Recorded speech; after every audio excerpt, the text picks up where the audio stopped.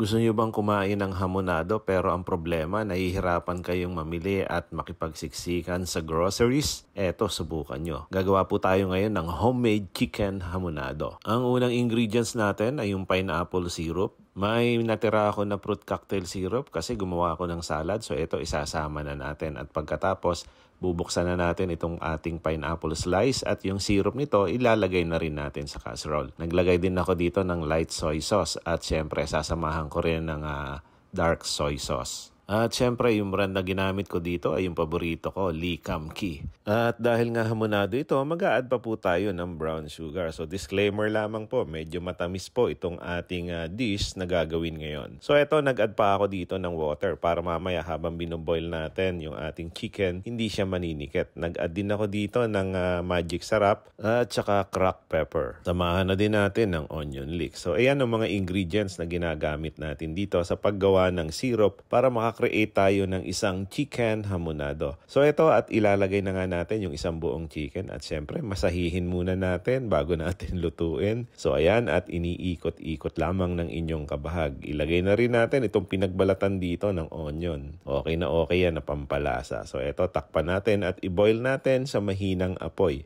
Lutuin lamang natin sa loob ng 1 hour at kung hindi natin ma-achieve dito, pwede pa tayong magdagdag ng another 15 minutes. Ako kasi ang gusto ko kapag nagluluto ako ng chicken hamonado, yung kapag kinagat mo, natatanggal na yung buto. Pero ingatan nyo pong ma-overcook ha, kasi hindi maganda dahil kapag hinawakan nyo, mawawasak na kaagad yung kanyang buto. O siya, iset aside na muna natin yung ating whole chicken at bago natin i-torch, ngayon naman ay kakaramelize muna natin itong ating pineapple slice. So ayan, ganun lamang po kasimple. Alog-alogin natin para hindi manikit dito sa ating stainless pan. So alalay lamang po ang ating apoy para hindi masunog to. So ayan, iset aside din po natin katulad ng ating chicken kanina. At ngayon naman, sasalain natin yung pinagpakuluan ng ating chicken kanina at palalaputan natin siya ng slurry. Combination po ito ng cornstarch at saka water. At katulad ng palagi kong sinasabi sa inyo, dahan-dahan lamang ang paglalagay nito para gradually hanggang sa ma-achieve nyo yung lapot na hinahanap nyo. So eto at bubudburan na natin ng brown sugar itong ating whole chicken at pagkatapos mamasahihin natin na parang nagtatay massage tayo. And after that, ngayon naman ay ito torch na natin. So dapat malayo yung torch nyo, nakaangat siya ng mataas para hindi masunog yung kanyang skin. So ganito lamang po kasimple ang gumawa ng isang masarap na chicken hamonado.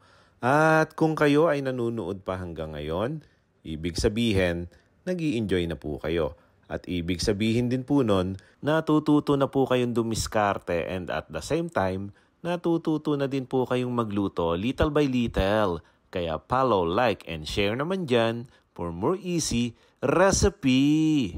O ano, natatakam na ba kayo? Comment naman dyan para alam ko kung saan nakarating itong ating chicken hamonado. So eto at ipiplating na nga po natin. Bubuhusan na din po natin ng sauce para mas magandang tingnan. Ito naman po ay optional lamang. Pwede nyo rin pong kainin ito na nakaseparate yung ating ginawang sauce. At katulad nga po nung palagi kong sinasabi sa inyo, lahat naman po tayo ay may choice sa buhay. So the choice is yours po mga kabahag. So eto, ready na ang ating chicken hamonado at pwedeng-pwede na natin itong timusan. Oh guys, ano pang hinihintay nyo? Attack! Tinorch natin yung last part niya, tapos ibinalik natin yung sauce na ginawa natin kanina. Yummy! Bango! Oh guys, ito ang version ko ng chicken hamonado. Mana natin.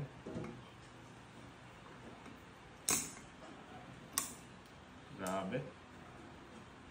Yay!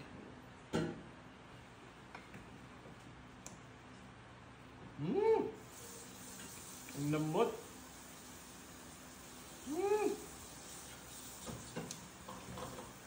Grabe, sarap niya. Yung asim ng pineapple, yung katas niya, talab sa dilin. Yummy. Sarap. I suggest gayahin nyo ito ngayong New Year. Hindi kayo mapapahiya, promise.